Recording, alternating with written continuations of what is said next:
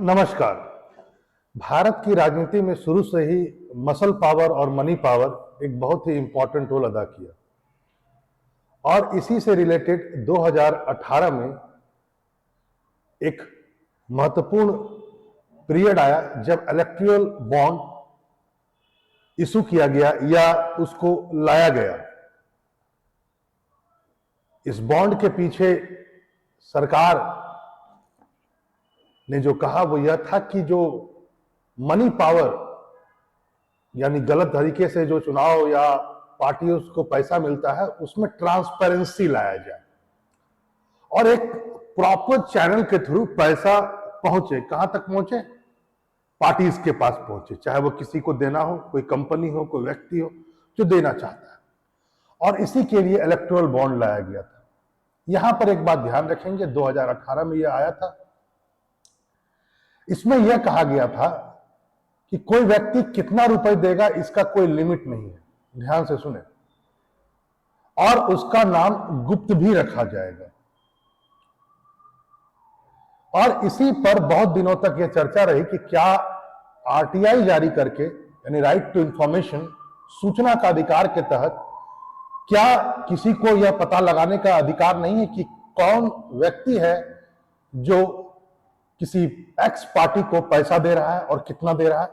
तो कई दिनों से यह चर्चा में रहा और इसी पर वर्डिक्ट आ गया है सुप्रीम कोर्ट का, और सुप्रीम कोर्ट ने इस पूरे इलेक्टोरल बॉन्ड को जो व्यवस्था 2018 में लाई गई थी उसको रोकने का फैसला ले लिया है और कहा है कि यह अनकॉन्स्टिट्यूशनल है। क्या है पूरी बात, जरा इसको हम लोग समझते हैं और देखते हैं। यहां पर जो अभी न्यूज में आ रहा है वो यह है, the Supreme Court struck down the electoral bond scheme that allowed anonymous political donation ahead of Lok Sabha election 2014। यह न्यूज है, यानी जस्ट 2014 न्यूज से पहले सुप्रीम कोर्ट का एक बहुत बड़ा निर्णय आया है कि इलेक्टोरल बॉन्ड की जो व्यवस्था है जिसमें किसी को भी बहुत सारे पैसे मिल रहे थे या एक चैनल था जहां से पॉलिटिकल पार्टीज को पैसा मिलता था, उसको उसने स्टॉप कर दिया है। आगे देखते हैं इसमें और क्या क्या बातें हैं, जरा समझते हैं क्या है, जरा देखा जाए। एक बेंच बैठी हुई थी, यहां पर ध्यान रखेंगे, चीफ जस्टिस वाई.डी. चंद्रचूड़ की अध्यक्षता में 5 जजों की बेंच बैठी हुई थी और इस बेंच ने, कुछ लोगों का अलग अलग मत हो सकता है लेकिन सबका एक तरह से कहा जाए निर्णय उसी ओर जा रहा था कि इस बॉन्ड में पारदर्शिता से ज्यादा अपारदर्शिता नजर आ रही है, क्योंकि पता नहीं चल पा रहा है कि पैसा कहां से जा रहा है और किसको जा रहा है। और 5 नवंबर को यानी पिछले साल जो बीत गया, 2 नवंबर को इस पर सुनवाई करते समय 5 जजों की बेंच थी, उसने उस पर क्या किया था, डिसीजन को रिजर्व रख लिया था। याद रखें, जब डिसीजन रिजर्व होता है तो इसका मतलब क्या होता है, जरा सुन लीजिए कोर्ट की भाषा में। अब बहस नहीं होगी, अब सीधा निर्णय सुनाया जाएगा। दोनों पक्षों की बात हो गई, एक पक्ष जो सपोर्ट में होगा, एक पक्ष जो विरोध में होगा, उन दोनों के बीच खूब बातें हुई होंगी और जब बातें कंक्लूजन पर पहुंच जाती है तो डिसीजन देने की बारी आती है। और डिसीजन देने से पहले एक वर्ड यूज किया जाता है कि अब कोर्ट ने रिजर्व कर लिया। रिजर्व का मतलब अब वो बहस नहीं कराएगी, अब सीधा डिसीजन देगी। और आज 15 तारीख को डिसीजन आ गया है। डिसीजन आपके सामने था, जो कहा गया कि सुप्रीम कोर्ट ने कहा कि यह एक प्रकार का असंवैधानिक है और इसको अब बंद किया जाना चाहिए। इस पर आने से पहले जरा मैं कुछ बातों को और भी आपको बोल देता हूं कि इसका बेसिक फीचर क्या था। जैसा कि मैंने आपसे कहा कि यह 2018 में आया था। इसमें कहा गया था, ध्यान रखेंगे, कि जो पार्टी, कोई भी पार्टी जो आरपीए 1951 यानी आरपीए 1951 में रजिस्टर पार्टी होगी, उसी को पहली बात तो इलेक्टोरल बॉन्ड जारी करने का अधिकार होगा। दूसरा, और जो उसको खरीदेगा वो मान लेते मुझे इतना डोनेट करना है तो उतना का उसे इलेक्टोरल बॉन्ड मिलेगा। यहां पर एक बात ध्यान रखेंगे वो यह है कि ये एसबीआई के थ्रू होना था, मतलब किसी और बैंक को यह राइट नहीं दिया गया था, केवल एसबीआई के थ्रू ही यदि किसी को इलेक्टोरल बॉन्ड चाहिए तो मिल सकता था। इसमें बात यह रखी गई थी कि पूरा का पूरा गोपनीय रखा जाएगा। आरपीए का 29 सेक्शन में 29 एक में ही रजिस्टर्ड होता है पॉलिटिकल पार्टी, तो जो उसमें रजिस्टर्ड होगा उसी को मिलेगा। दूसरा पॉइंट, आप रजिस्टर्ड है लेकिन आपको जनरल इलेक्शन में वोट वगैरह कुछ नहीं मिल रहा है तो भी नहीं, कम से कम जो लास्ट ईयर का आपका जनरल इलेक्शन हुआ है उसमें 1% वोट मिलेगा, तभी आप इलेक्टोरल बॉन्ड के थ्रू पैसा ले सकते हैं, आम व्यक्ति से, इंडस्ट्रियलिस्ट से या किसी से भी। इसमें ध्यान रखेंगे कि केवल कहा गया था कि इंडियन सिटीजन ही केवल इसको ले सकते हैं या संस्था ले सकती है, ये नहीं कि कोई भी, चाहे इंडियन सिटीजन हो या कोई संस्था हो, वो परचेस कर सकते थे इलेक्टोरल बॉन्ड को। दूसरा पॉइंट कहा गया था कि इसमें सिर्फ एक गेटवे था, यानी कि रुपये में ही पैसा को लिया जा सकता था, ये नहीं कि आप डॉलर वगैरह में देने लगे। दूसरा पॉइंट है कि एक बार यदि बॉन्ड वैलिड ले लिया गया तो 15 दिनों के लिए वो वैलिड रहेगा उस डेट तक।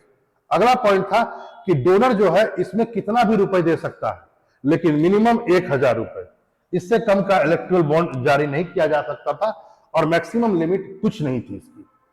तो कई आरोप लगाए गए, कुछ लोगों ने कहा रूलिंग पार्टी को सपोर्ट करता है, ये सब वैसे बातें बहुत सारी कही गई, और इसी पर डिसीजन आया।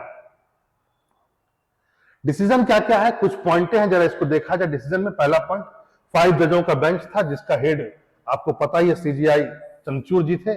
उन्होंने कह दिया कि इलेक्टोरल बॉन्ड जो है यह इसको चैलेंज किया गया था, और इसको एक तरह से कहा जाए अब उठाने की बारी आ चुकी है, ये असंवैधानिक है।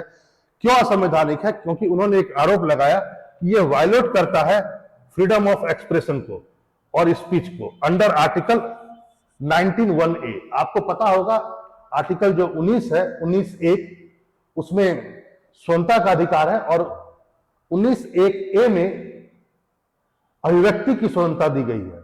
तो लोगों ने कहा कि यदि आप किसी को यह पता लगाना है कि आखिर कौन है जो पैसा दे रहा है, ठीक है, आपने इलेक्टोरल बॉन्ड परचेस कर लिया, आपको राइट है, लेकिन आम जनता को भी यह राइट होना चाहिए कि कौन परचेस कर रहा है, कौन किस पार्टी को ज्यादा पैसा दे रहा है, तो एक पारदर्शिता होनी चाहिए। तो ऐसा सुप्रीम कोर्ट ने निर्णय दिया कि ये लगता है कि एक्सप्रेशन यानी फंडामेंटल राइट्स का हनन कर रहा है। यहां पर एक बात ध्यान रखेंगे, जो पक्ष सरकार की ओर से दिया गया था उसमें बाकायदा कहा गया था कि राइट टू प्राइवेसी का यह हनन करता है। हर जगह आप आरटीआई नहीं डाल सकते हैं। कुछ व्यक्ति को अपना मन हो, मान लेते हैं कोई व्यक्ति चाहता नहीं हो कि वह डिस्क्लोज हो किसी के सामने कि मैंने इसको रुपए दिया, हो सकता है अदर पार्टी से उसका मनमुटाव हो जाए, तो यह निष्ठा का हनन है। लेकिन सरकार कोर्ट ने इन सब बातों को दरकिनार करते हुए इस पर वर्डिक्ट दिया। उन्होंने कहा कि कहीं ना कहीं ये ब्लैक मनी को कर्व करने के लिए ऐसा किया जा रहा है, काले धन का इसमें प्रयोग हो रहा है, इसको जानना जरूरी है। और क्या क्या बातें या प्रयोग हो सकता है, ऐसी बात उन्होंने कही। आगे जरा देखेंगे वो यह है, और जो मेन बातें उन्होंने कहा जरा उस पर भी आ जाते हैं। जैसा कि इन्होंने कहा कि ये जो बार बार बात कहा जा रहा है राइट टू प्राइवेसी यानी निजता का अधिकार, इसमें यह चीज नहीं आएगा आड़े, ये गलत बात है क्योंकि पॉलिटिकल बातें हैं, इसमें निजता की बातें नहीं आएगा। इसमें एक बात और भी कहा कि उन्होंने कहा कि जो इलेक्टोरल बॉन्ड जारी करने के लिए जो पीपुल्स रिप्रेजेंटेटिव जो एक्ट है, जिसको मैंने 1951 में कहा था, आया था पीपुल रिप्रेजेंटेटिव एक्ट, तो बोला गया कि इसमें जो संशोधन किया गया है और साथ ही साथ इनकम टैक्स में जो संशोधन किया गया है वह भी असंवैधानिक है, वो भी जरूरी नहीं है, उसको भी इन्होंने डिनाई कर दिया। क्योंकि इसमें कहा गया था कि जो भी इलेक्टोरल बॉन्ड परचेस करेगा उसको इनकम टैक्स में रिबेट दिया जाएगा, जितना तरीके से आप जितना पैसा आप देते हैं उतना आपको इनकम टैक्स में रिबेट होगा। इसके लिए संशोधन करना पड़ा था इनकम टैक्स लॉ में, तो बोला गया ये भी और जो आपने पीपुल्स रिप्रेजेंटेटिव एक्ट में संशोधन किया वो दोनों को भी हटाइए। अगला पॉइंट इन्होंने इस बात को कहा, अगला बात कहा एसबीआई को, उन्होंने कहा कि एसबीआई कहा कि तुरंत आप इलेक्टोरल बॉन्ड जो आप दे रहे हैं वो अभी से आप इलेक्टोरल बॉन्ड देना बंद करें और डिक्लेयर करें कि किसने कितना रुपए किसको दिया है। इसमें आप ध्यान रखेंगे, यही बात कहा गया है। और इसमें कहा गया है कि अप्रैल 2019 till the death of election commission of India, मतलब इन्होंने कहा है कि अप्रैल 2019 के बाद से लेकर के आज तक जितना रुपए दिया गया है उसको आप तुरंत क्या करें, डिस्क्लोज करें और जनता और तुरंत प्रस्तुत करें, किसके सामने, अपने पहले आप तो वेबसाइट पर डालें और इसको अपलोड करें आप किस पर, इलेक्शन कमीशन के वेबसाइट पर। क्या क्या कहा गया है जरा देखिए इस बात को।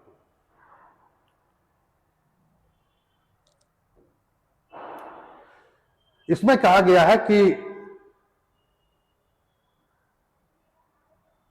हाँ, इसमें वैसे इसमें डेट ऑर्गेनाइज नहीं है, बेसिकली मार्च में कहा गया है, एक मार्च में कहा गया कि इस तारीख तक आप सबका नाम बताएं, और शायद 18 मार्च के आसपास कहा गया है कि इलेक्शन कमीशन ऑफ इंडिया का जो वेबसाइट है उस पर आप नाम डिस्क्लोज करें और बताएं कि किसने कितना रुपए किस पार्टी को दिया। यानी कि सुप्रीम कोर्ट अब इस उधेड़-बुन में नहीं है कि हम क्या करेंगे, उन्होंने सीधा एसबीआई को कह दिया कि आप अभी से जारी नहीं कर सकते हैं, और जो 2019 जो उन्होंने तारीख बताया है उस तारीख से लेकर के अब तक जितना रुपए किसी को मिला है, मार्च के महीने के शुरुआती सप्ताह में एक तो आप उसको डिस्क्लोज करें, और सेकेंड वीक या थर्ड वीक में कहा गया है कि आप उसे इलेक्शन कमीशन ऑफ इंडिया के वेबसाइट पर अपलोड भी करें।